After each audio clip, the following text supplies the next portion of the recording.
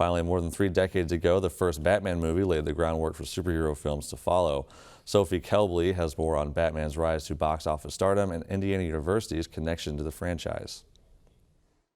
The Batman feature film debuted 35 years ago, and the blockbuster wouldn't exist without an IU graduate who's a self-described comic book geek. I got to know by the age of 13, 14, the creators of Batman.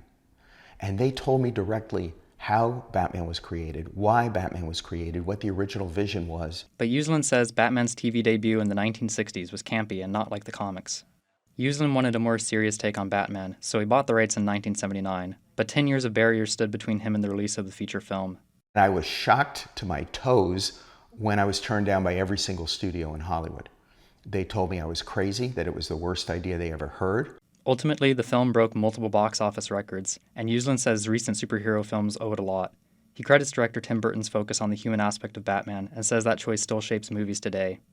And Uslan says none of this would have happened without IU. The experimental curriculum program let him teach a comic book class. And that led to 2 incredible phone calls, one from Stan Lee from Marvel Comics and one from the president of DC Comics, who offered me a job.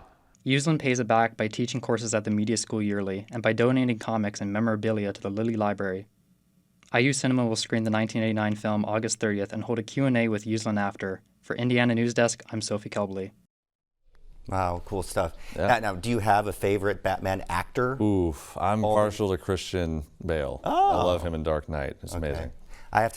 Classic. I got to go with Adam West, the original. It's late 60s. That's a good call. That's a good call. Thanks, Clayton.